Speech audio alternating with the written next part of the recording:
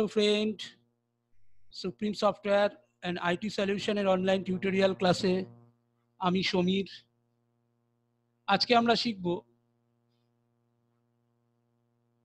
Corel ড্রর shape টুলের function. এর আগের ভিডিওতে আমরা শিখেছিলাম কোরেল ড্রর পিক টুল এবং কোরেল ড্রর পেজ সেটিং কিভাবে করতে হয় ডে 1 ক্লাসের। আজকে কোরেল ড্র ডে 2 এর ক্লাসে আমরা শিখব কিভাবে শেপ টুলের কাজ করতে হয়। শেপ টুল বলতে আমরা কি বুঝি? শেপ টুল বলতে বুঝি বিভিন্ন ইমেজের এবং ডকুমেন্টের শেপ চেঞ্জ করতে গেলে যে ফাংশনগুলো করতে হয় তা হলো সবই শেপ টুলের মধ্যেই থাকে। শেপ টুলের আন্ডারে তোমরা দেখতে পাচ্ছ এখানে একটি ছোট্ট কালো অ্যারোর মতো দেখা যাচ্ছে। এই অ্যারোর আন্ডারে আমরা শেপ টুল, স্মাচ টুল, র ব্রাশ এই অপশানগুলো আগে আমরা শিখব। তাহলে প্রথমে আমরা শেপ টুলের কাজ করি। শেপ টুলের কাজ করতে হলে আমরা টেক্সটের ওপরেও অ্যাপ্লাই করতে পারি এবং বিভিন্ন শেপের ওপরেও আমরা অ্যাপ্লাই করতে পারি। তাহলে আমরা একটু জুম করে নিয়ে আগে আমরা টেক্সটের ওপরে শেপ টুল কিভাবে কাজ করে তা আগে আমরা শিখব। আমরা যদি এখানে কোনো ডকুমেন্ট টাইপ করি,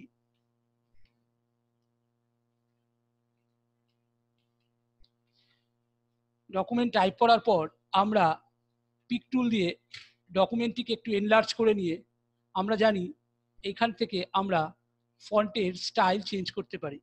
তাহলে আমরা ফন্টের স্টাইলটা চেঞ্জ করে নিয়ে আমরা যদি শেপ টুলের কাজ দেখতে চাই তাহলে আমরা এখানে শেপ টুলে ক্লিক করব। শেপ টুলে ক্লিক করার পর দেখো এখানে দুটো অ্যারো দেখা যাচ্ছে। এই অ্যারোর কাজ হলো এই যে টেক্সটটা আমি টাইপ করেছি বা ডকুমেন্টটি আমি টাইপ করেছি সেটিকে এনলার্জ করতে গেলে তোমরা মাউস ড্র্যাগিং করে ডান দিকে যদি তোমরা ড্র্যাগ করো তাহলে দেখতে পাবে এটা এনলার্জ হয়ে গেছে এবং অনেক বেশি লুজ হয়ে গেছে। আবার একইভাবে তোমরা যদি এটাকে লেফট দিকে তোমরা যদি ড্র্যাগ করো মাউসটিকে তাহলে দেখতে পাবে এটা কনডেন্স হয়ে যাবে। তোমরা যত ইচ্ছা কনডেন্স এবং যত ইচ্ছা এক্সপ্যান্ড করতে পারো। করার পর এইবার তোমরা দেখছো প্রত্যেকটি লেটারের আন্ডারে একটা করে ছোট ছোট বক্স দেখা যাচ্ছে। এই বক্সগুলোর ফাংশন হলো এই লেটারগুলোকে যদি আমরা ইচ্ছে মতো পজিশন চেঞ্জ করতে চাই তাহলে এগুলোকে আমরা বক্সগুলোকে মাউস দিয়ে প্রেস করে ধরে রেখে আমরা যদি ওপর নিচ করি বা যেদিকে ইচ্ছা আমরা মুভমেন্ট করাই তাহলে এগুলো তোমরা দেখবে ইজিভাবে খুব মুভ করবে।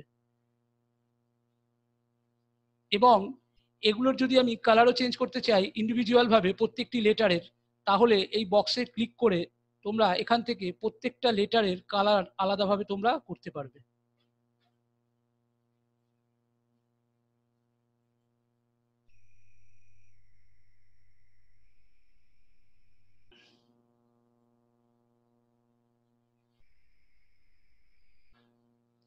তাহলে তোমরা বুঝতে পারলে কি করে শেপ টুল দিয়ে আমরা ডকুমেন্টকে চেঞ্জ করতে পারি। আবার যখনই আমি এটা পিক টুলে ক্লিক করব এটা অটোমেটিক গ্রুপ অবস্থায় থাকবে। এটাকে লেটারগুলোকে আলাদাভাবে আমি করতে পারবো না কখনো একই ডকুমেন্ট থেকে। এছাড়াও যদি আমরা কোনো শেপের ওপরে একটি শেপ টুল অ্যাপ্লাই করি তাহলে আমরা কি দেখতে পাবো, আমরা যদি কোনো রেক্ট্যাঙ্গেলের ওপরে শেপ টুল অ্যাপ্লাই করি তাহলে আমরা রেক্ট্যাঙ্গেল ড্র করার পর আমরা যদি শেপ টুলে ক্লিক করি, শেপ টুলে ক্লিক করার পর আমরা যদি এই যে চারটে যে বক্স আসছে চার কোনায় যে কোনো একটি কর্নার ধরে আমরা যদি ইনসাইডে ড্র্যাগ করি তাহলে দেখতে পাবে তোমরা রেক্ট্যাঙ্গেলের শেপটা চেঞ্জ হয়ে যাচ্ছে এবং রাউন্ড কর্নার চলে এসছে। এইভাবে তোমরা শেপ টুল থেকে রেক্ট্যাঙ্গেলের শেপও চেঞ্জ করতে পারো। যদি তোমরা কোনো ইলিপস টুল বা ওভালকেও চেঞ্জ করতে চাও, হাফ সার্কেল করতে চাও, তাহলে তোমরা ওভাল ড্র করার পর এই যে এখানটা একটি ছোট্ট বক্স দেখা যাচ্ছে, বক্সটাকে ক্লকওয়াইজ বা অ্যান্টি ক্লকওয়াইজ যেদিকে ইচ্ছা তোমরা এটাকে মুভ করাতে পারো। মুভ করলে দেখতে পাবে পুরো এটাকে যেরকম তুমি চাইছো সার্কেলের 3/4, 1/3, ফুল সার্কেল, হাফ সার্কেল যা তোমরা করতে চাইবে তা এই শেপ টুলের সাহায্যে তোমরা করতে পারবে। এইবার আসছি স্মাচ টুল। স্মাচ টুলটা কি স্মার্চ টুলটা হলো একইভাবে কোনো ডকুমেন্ট যদি আমরা টাইপ করি, টাইপ করার পর আমরা সেই ডকুমেন্টের উপরে যদি স্মার্চ টুল অ্যাপ্লাই করি, তাহলে আমরা কিভাবে করব দেখে নাও। আমি যে কোনো ডকুমেন্টের উপরে যদি স্মার্চ অ্যাপ্লাই করি, তাহলে আমি যদি প্রত্যেকটা লেটারের এই শেপগুলোকে ধরে আমি ড্র্যাগ করি, তাহলে আমাদের এখান থেকে এটাকে ড্র্যাগ করা যাবে না। আমরা স্মাজের সাহায্যে এই যে কোনো এই ডকুমেন্টের যে এরিয়াল ব্ল্যাক যে ফন্টের স্টাইল আছে, এটাকে আমরা চেঞ্জ করে দিতে পারি স্মার্চ টুলের সাহায্যে। স্মার্চ টুল টেক্সট টুলের ওপরে কিভাবে অ্যাপ্লাই হয় টেক্সটের ওপরে, প্রথমে আমি শেপ টুলের আন্ডারে স্মাজে ক্লিক করলাম। ক্লিক করার পর এখানে তোমরা এটাকে 0 রাখবে। তার কারণটা আমি বলছি। 0 রাখার পর তোমরা যদি যে কোনো জায়গার থেকে প্রথমে ক্লিক করার পর ওকে বাটনে ক্লিক করবে। করার পর তোমরা যদি এটাকে ড্র্যাগ করো, দেখো এটাকে আমি পুরো চেঞ্জ হয়ে যাচ্ছে। যেদিক থেকে ইচ্ছা তোমরা এটাকে চেঞ্জ করতে পারো।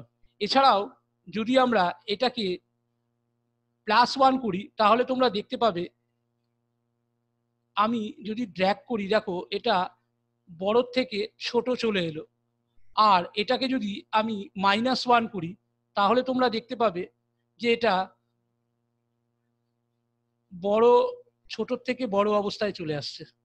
তাহলে স্মার্চ টুলের কাজ হচ্ছে আমি যে কোনো ফন্টকে আমি এই স্মার্চ টুলের সাহায্যে ডিজাইনটাকে আমি বা ফন্টের স্টাইলটাকে আমি চেঞ্জ করতে পারি। শুধু টেক্সট টুলের ক্ষেত্রেই হবে না, এটা যে কোনো শেপের ক্ষেত্রেও যদি আমরা করি, একইভাবে আমরা কোনো শেপকে যদি করি, শেপকে করার সময় আমরা যদি স্মার্চ টুল দিয়ে করি, তাহলে প্রথমে ক্লিক করার পর ওকে বাটনে ক্লিক করে আমরা যদি এরকম করে করি, তাহলে দেখতে পাচ্ছ এটা +1 আছে বলে এটা ছোট থেকে বড় হয়ে যাচ্ছে। আর এটাকে যদি আমি 0 রাখি, তাহলে যে অবস্থায় থাকবে সে অবস্থায় থাকবে। এটার পুরো প্যারালালি আসছে। আর যদি আমরা এটাকে -1 রাখি, তাহলে আমাদের দেখতে পাবো আমরা বড়র দিকে এসছে। আর যদি আমরা +1 রাখি, তাহলে আমরা দেখব বড়র থেকে ছোট হয়ে যাচ্ছে। এটা হচ্ছে স্মার্চ টুল। তাহলে স্মার্চ টুলের কাজ হলো কোনো শেপকে বা কোনো ফন্টকে যদি আমি স্টাইল চেঞ্জ করতে চাই বা ডিজাইন কিছু করতে চাই, তাহলে স্মার্চ টুলের সাহায্যে আমরা করতে পারি। এইবার আসছি আমরা র ব্রাশ বলতে কি বুঝি।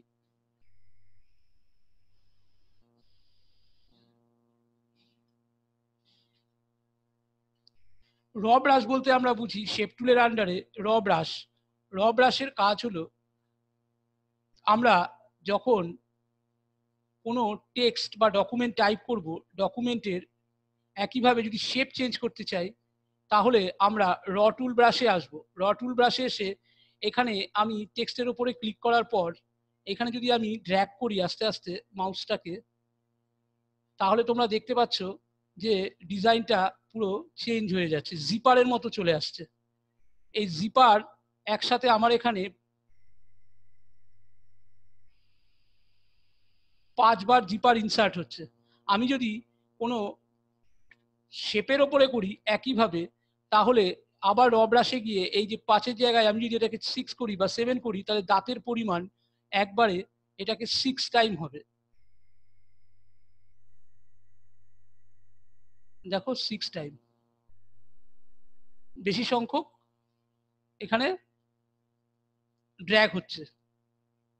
তাহলে বুঝতে পারলে কি করে শেপ টুলের কাজ করতে হয়, কিভাবে স্মাজ ব্রাশের কাজ করতে হয় এবং কিভাবে র টুল ব্রাশের কাজ করতে হয়। আশা করি ভিডিওটি ভালো লেগেছে। ভালো লাগলে অবশ্যই লাইক করো, শেয়ার করো। আবার দেখা হবে ডে 3-তে কোরেল ড্র নিয়ে আরো নতুন কিছু। তাহলে আজকের মতো এখানেই।